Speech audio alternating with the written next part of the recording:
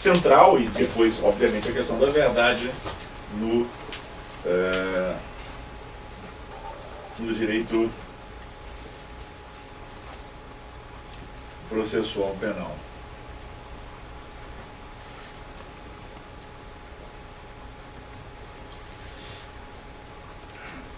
Isso tudo vai nos preocupando, né? Que história é essa do processualista penal brasileiro, do processualista penal português, do processualista penal espanhol, do processualista penal argentino, colombiano? Eles se preocuparem com a verdade, não se preocuparem com a prova. E como é que posso responder alguma coisa em relação a isso? E diante desse universo de questões, né, sobre a verdade, teoria sobre a verdade, como é que eu, Geraldo, saio de um questionamento sobre a verdade? Alguém vai me perguntar, mas qual é a sua... Que teoria você adota relativamente ao tema da verdade? No início dos anos 70, dois importantes pensadores foram para a Holanda e lá eles protagonizaram um debate que está no YouTube, vale a pena assistir, e também está agora, já há alguns anos, um pequeno livro. Noam Chomsky e Michel Foucault. Noam Chomsky e Michel Foucault foram debater uma série de questões sobre as quais havia um acordo do desacordo deles. E uma das questões que eles foram debater diz respeito à natureza humana. Natureza humana. Para Chomsky, os humanos têm uma natureza. Para Foucault, é a cultura que nos determina como nós somos. Chomsky vai fazer experiências no campo da semiótica com crianças muito novas, dos mais variados lugares, submetidas a processos de inserção cultural em culturas muito diferentes.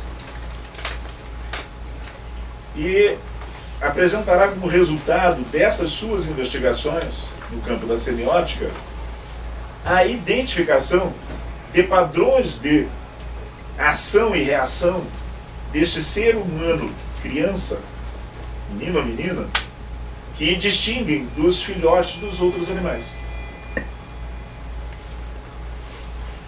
E Chomsky então vai afirmar que essas características que distinguem o filhote humano dos filhotes dos outros animais são marcas de uma natureza humana. As investigações, as pesquisas, elas são um apoio argumentativo bastante forte. Elas dificultam um debate que normalmente é travado apenas do ponto de vista retórico. E Michel Foucault vai dizer, não, é a cultura que forma o que há de diferencial entre o humano e os outros animais.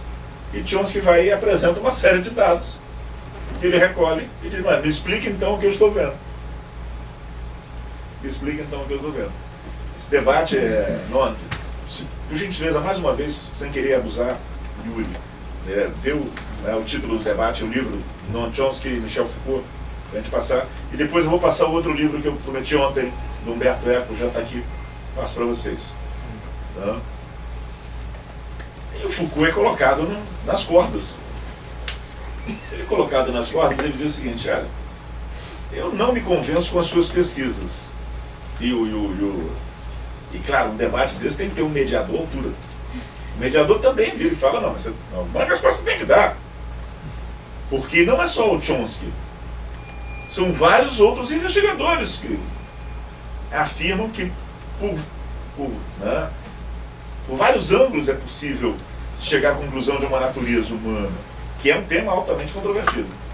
Só para que no campo da antropologia é um tema altamente controvertido. O Foucault diz, olha, vocês têm razão num aspecto. A enorme maioria das pessoas acredita que existe uma natureza humana.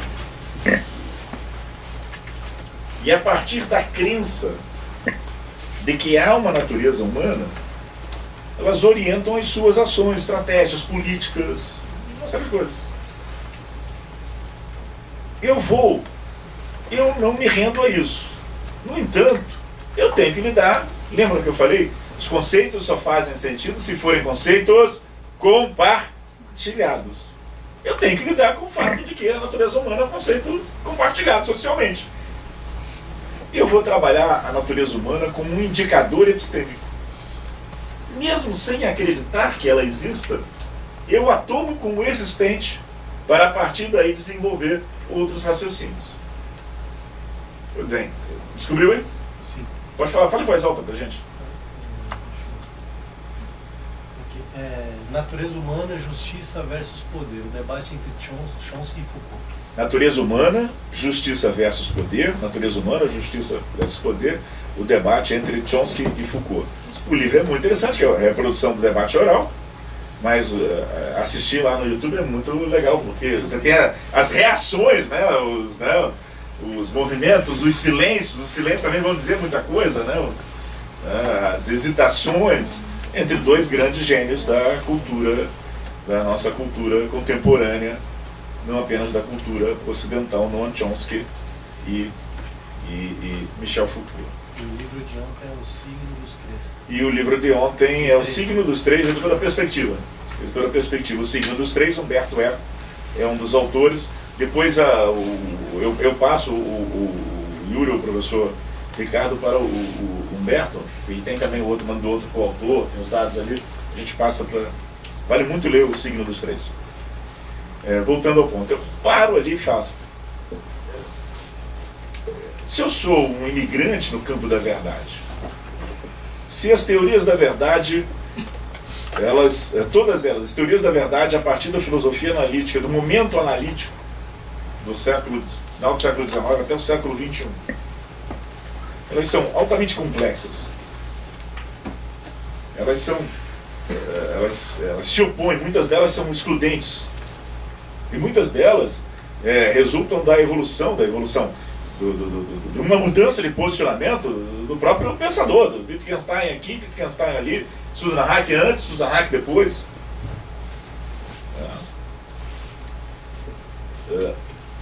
Por que não trabalhar a verdade como um indicador epistêmico? Eu não necessito, ela não necessita ser central no meu pensamento. Desde que eu saiba que não faz sentido uma prova de alguma coisa que eu não acredito que possa ser demonstrada. Portanto, eu não preciso, não é necessário que, e não é necessário que eu explicite a minha teoria da verdade, tampouco é necessário no campo da prova que a minha concepção de verdade concorde com a concepção de verdade do professor Ricardo, concorde com a concepção de verdade do professor Salah Kaveh. As nossas concordâncias ou discordâncias serão mais importantes no que toca a dois âmbitos, o âmbito de descoberta e o âmbito de justificação, que são âmbitos de investigação. Eu não vou, lembrando aqui o Pascal e o Orti, eu não vou aqui tanto focar se há ou não a verdade, se ela existe para mim ou se ela é um recurso retórico, que é aquilo que o Orti está dizendo. Mas eu vou pensar, é possível demonstrar? Essa demonstração dos fatos pode ser constitutiva dos próprios fatos, se a minha concepção vai pela linguagem. Ela pode ser demonstradora dos próprios fatos, se ela vai num sentido epistêmico estrito, que é o do Michele Tarufo.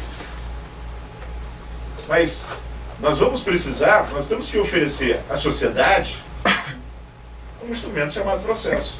Ele não pode variar conforme a minha teoria da verdade. Ele não pode variar conforme o pensamento. Eu posso aperfeiçoar os instrumentos. Eu posso, por exemplo, quando eu vou trabalhar a questão da cadeia de custódia, das provas, eu posso dizer o seguinte: é inaceitável o emprego de uma prova que resulte numa análise de DNA, um elemento colhido no local do fato, sem que haja uma garantia de que se trata daquele elemento que foi colhido no local do fato. Então eu vou ter um procedimento. Isso não depende da minha teoria da verdade. Quer a minha concepção de verdade seja constitutiva do fato, e é o relato judicial que constitui o fato no final da sentença, quer ela seja declaratória do fato. Nós veremos algumas correntes aqui, alguns autores, autoras importantes. É inevitável pensarmos que a atividade de investigação ela tem características próprias de investigação, e que são essas características de investigação que nós temos que desenvolver, ao mesmo tempo em que não podemos confundir a investigação com a justificação. Vocês recordam de ontem do Sherlock Holmes? Né? Eu saio do A para o B. Como é que eu cheguei no B? Eu não sei. Eu não sei como eu cheguei no B. E talvez nunca vá saber como eu cheguei no B. E aí a justificação vai construir uma ponte do B para o A passar para o B, mas o A já passou para o B, o A já está no B. Então essa ponte ela não liga na passagem, ela só justifica. Então eu não posso confundir a ponte posterior com um ato anterior. Eu conto às vezes uma experiência que eu vivi julgando lá, processo. Experiência de carioca. Isso vai para o YouTube, né? Os caras vão me assistir em outros lugares e falar: isso é um problema dos cariocas. São realmente terríveis. Mas é verdade. Eu tinha lá um processo, a prova toda tinha sido produzida e aquilo estava na minha cabeça, andando, circulando e nada. Tem um lugar no Rio de Janeiro chamado Centro Cultural Carioca. O Centro Cultural Carioca foi a sede, foi a escola de música do Pixinguinha. E é um lugar clássico lá do samba do Rio de Janeiro. Aí, eu falo isso depois, eu vou falar dos autores do processo penal. Aí eu estou lá no Centro Cultural Carioca, que eu, com muita honra, apresentei ao professor Rui Cunha Martins. Né? Lá ele conheceu Alcione, o povo que frequenta o Centro Cultural Carioca. Alcione, a outra, meu Deus do céu, esqueci agora. Estou lá eu sambando, juro por Deus. Estou lá. Uma música, não sei o que aconteceu ali. Eu paro no meio daquilo e falo: agora eu sei o que aconteceu. A melhor explicação para o fato é essa. Estou no Centro Cultural, no meio de um samba, me veio a solução da causa. Vê se eu posso colocar na sentença. Depois de meia dúzia de chopes no Centro Cultural Carioca, eu então cheguei à conclusão que o sujeito era inocente culpado. Faz sentido isso, professor Ricardo? Então faça depois uma pesquisa sobre o que alguns processualistas penais brasileiros falam sobre justificação. Justificação é a revelação dos caminhos que levaram a razão àquela conclusão. Então eu vou lá justificar. Também sem chopes. Vou tentar lembrar qual era a música que eu ouvi. Estava ouvindo aquela música, de repente me veio à cabeça então que a solução é essa. Não faz. Não é isso. Efetivamente não é isso. Efetivamente não. Não é isso. Voltando ao ponto, para a gente caminhar para o final dessa parte, trabalhar com um indicador epistêmico. Na verdade, como indicador epistêmico. E preocupar com as questões da demonstração. Mas lembram que eu mencionei a vocês? Epistemologia individual e epistemologia social. Está lá o juiz, diante da testemunha, ou da vítima, ou de um documento, ou de um laudo, E a outra visão é: qual é a estrutura procedimental adequada para a demonstração da existência de fatos que deixam vestígio? Epistemologia social. Fiquei pensando. Verdade centralizou as atenções do processo penal. Eu sou de um tempo em que o meu professor de processo civil ou penal me dizia que o que distinguia o processo civil do processo penal é que o processo penal se orientava pela busca da verdade real e o processo civil, verdade formal. Ela está centralizada. Isso já vimos que é um mito. Um mito, como todo mito, cumpre funções políticas. Um mito é mais difícil de ser derrotado do que as coisas físicas. Eu posso tirar esse livro daqui e botar aqui. Mas como o mito ele não tem essa corporidade, ele é dominação, ele é construção de subjetividades, eu não tenho como...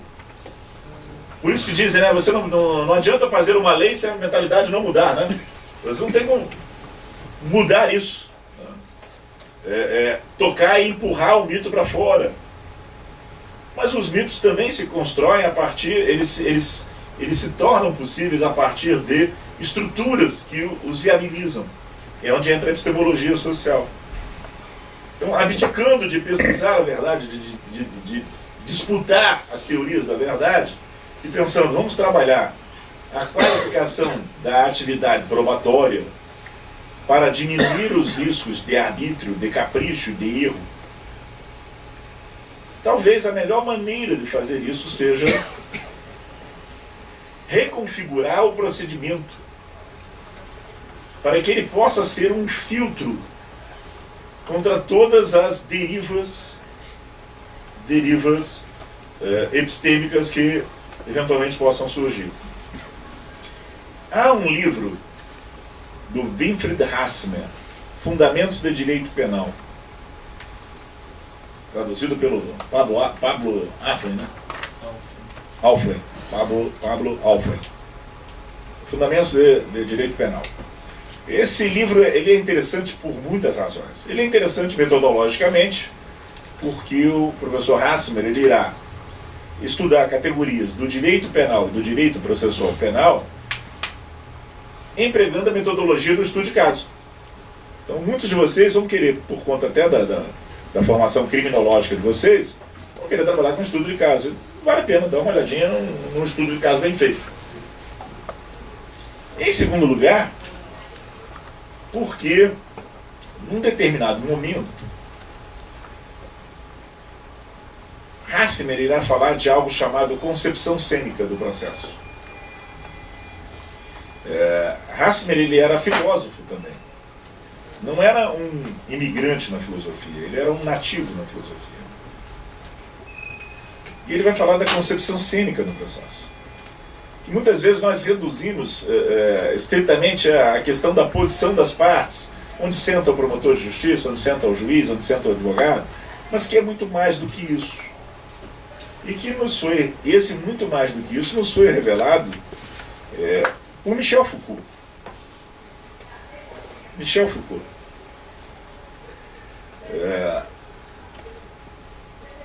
Ao pensar na concepção cênica do processo, Hassemer, ele sem dizer, ele vai estar recorrendo a uma ideia do início dos anos 70 de um instrumento, de uma categoria chamada dispositivo. Dispositivo. Deixa eu ver aqui. Eu vou começar com Agamben, depois eu vou voltar para o Rui Cunha Martins, para chegar onde eu quero. Muito tempo depois de Foucault, tempo depois de Hassemer, George Agamben vai recuperar a ideia do dispositivo e vai nos dizer o que é um dispositivo. De acordo com Agamben, o termo dispositivo serve para designar um conjunto heterogêneo, linguístico e não linguístico, eu sublinharia, linguístico e não linguístico, que inclui virtualmente qualquer coisa no mesmo título. Discursos, instituições, edifícios, leis, medidas de polícia, proposições filosóficas. Lembram quando eu falei ontem do Alberto Binder? Lembram quando eu falei do estudo das organizações? Lembram quando eu falei da cultura das organizações? Lembram quando eu falei até do padrão estético das pessoas que integram as organizações? Então, como nós estamos reagrupando estes conceitos? Como é que eles estão voltando para nós? O dispositivo em si mesmo é a rede que se estabelece entre esses elementos. O dispositivo tem sempre uma função estratégica concreta e se inscreve numa relação de poder. A Agamben vai dizer isso a partir de Michel Foucault. Michel Foucault, ele começa a trajetória dele preocupado com o conhecimento. Então ele tem uma primeira parte da experiência de vida dele que nós poderíamos centralizar na ideia da arqueologia do saber. As investigações sobre o conhecimento. Num determinado momento, Foucault chega num beco sem saída e percebe que acima, abaixo, no subterrâneo, não visível, e ao lado do saber existe o poder. E é esse poder que vai ser decisivo. E ele modifica a sua forma de investigar e sai de uma arqueologia do saber para uma genealogia do poder. E a partir daí, microfísica do poder, uma série de... É nesse contexto que vai aparecer o dispositivo, a genealogia do poder. Um poder que funciona porque é invisível. Lembram que eu falei a diferença entre poder e força ontem, do tirano e tal? Ele vai recorrer a isso aqui. C. Como tal, resulta do cruzamento de relações de poder e relações de saber. Então, dispositivo, relações de poder e relações de saber. Deixa eu ver se eu botei ele. Entre nós, um extraordinário pensador chamado Rui Cunha Martins, professor de literatura, professor de história das ideias, professor da Universidade de Coimbra. Ele vai perceber que isso que nós, lembram do jurista, lembram da disciplina, falei tanto de disciplina ontem, da disciplina século XIX, disciplina direito processual penal, disciplina teoria do processo, que nós, por disciplinarmos tanto os métodos de arbitramento de responsabilidade, nós passamos a enxergar o unicórnio. Nós passamos a enxergar o que não existe.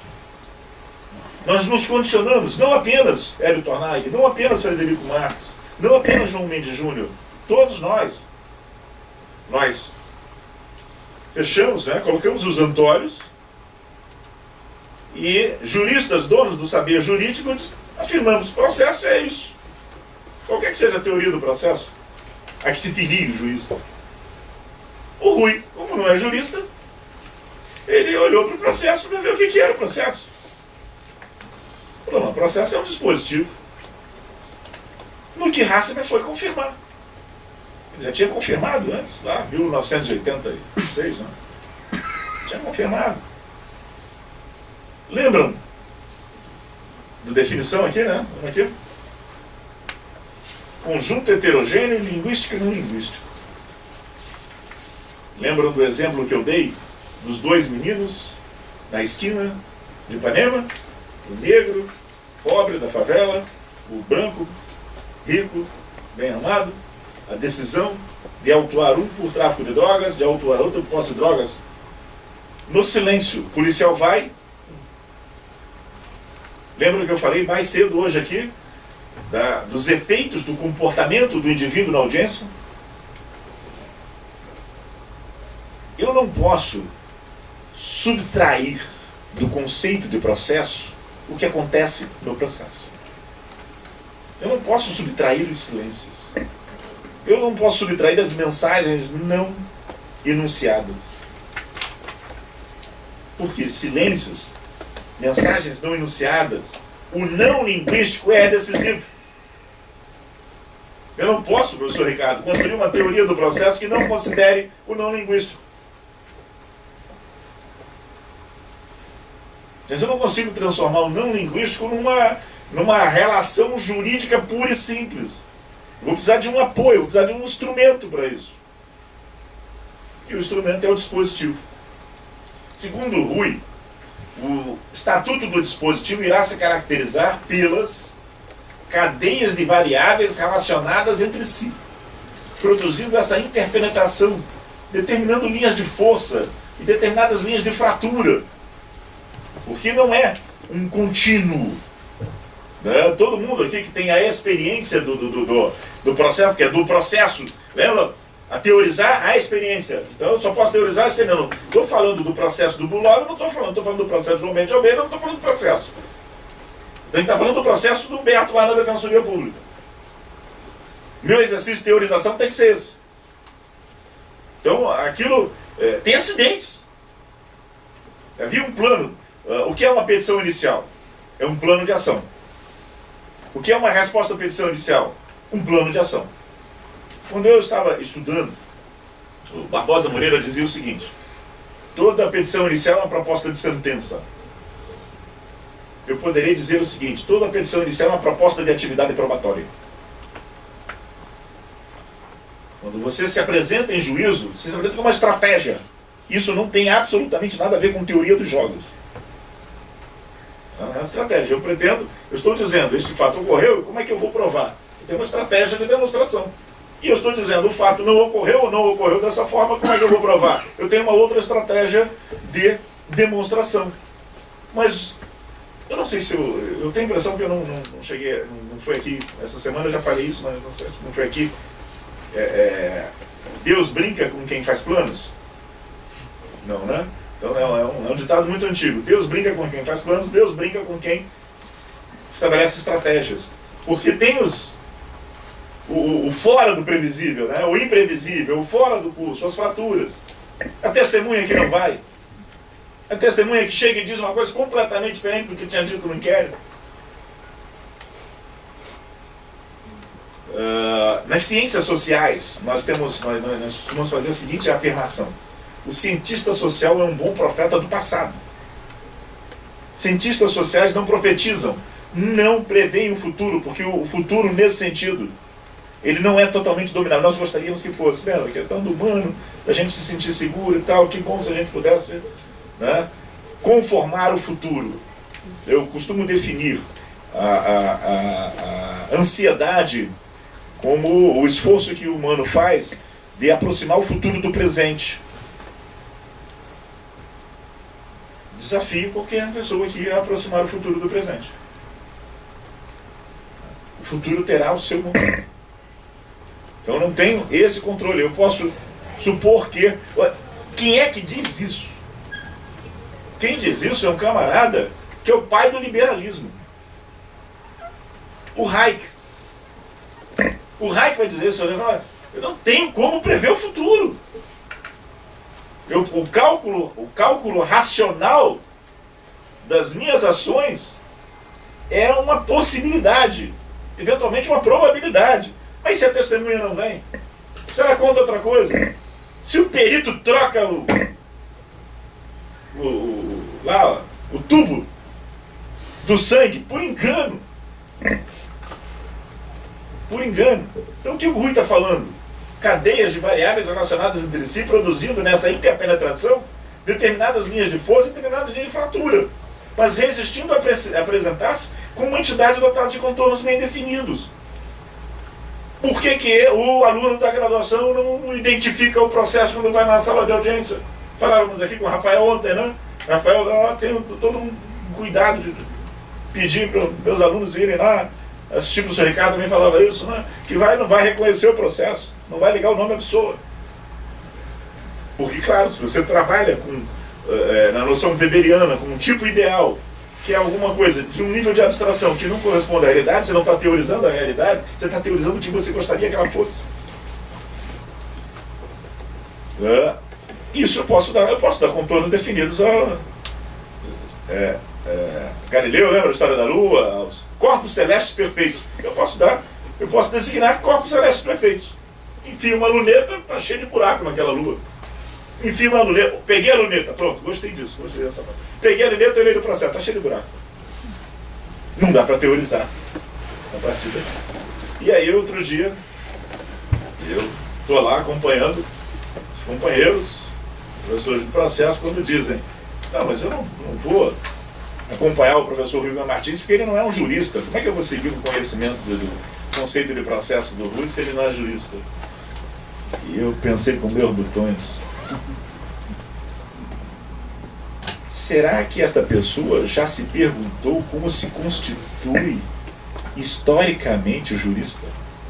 O conceito de jurista? Porta-voz autorizado de um determinado campo do saber, que é o direito. Quem autoriza esse porta-voz, professor Ricardo?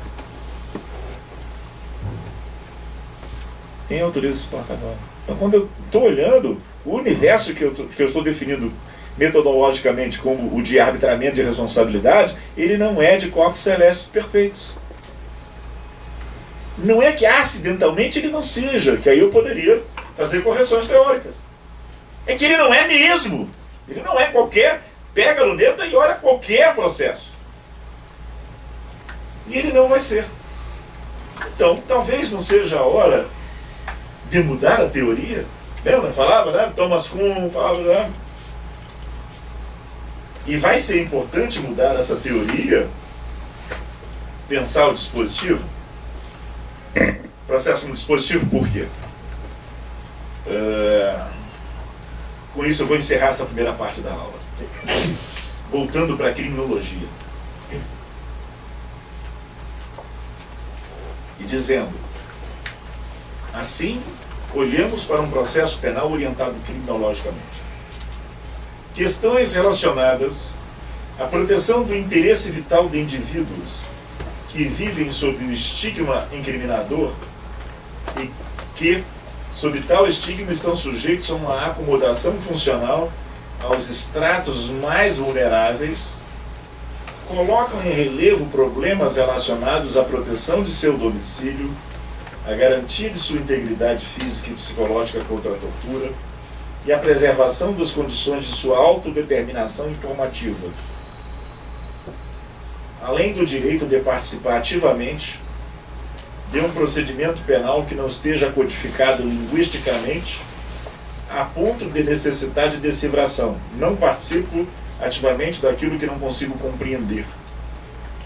Trata-se de problemas passíveis de serem formulados apenas se as relações de poder que o fenômeno penal expressa puderem ser capturadas por meio de ferramentas teóricas adequadas. O que é isso que eu escrevi aqui? Está recentemente uma decisão do Supremo, não uma decisão, mais do que uma decisão, né, uma orientação do Supremo Tribunal Federal. Por que o morador da periferia não reage mais intensamente, mais politicamente, mais fortemente contra o pé da porta do policial? Acomodação funcional. Esse conceito de acomodação funcional é de Zaffaroni. Por que não reage à tortura? Porque naturaliza práticas processuais penais que são evidentemente violadoras da sua autodeterminação.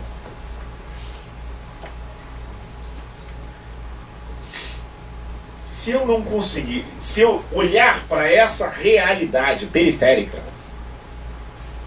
e afirmar que isso é patologia, eu vou estar olhando para o céu e dizendo, os astros têm formas perfeitas.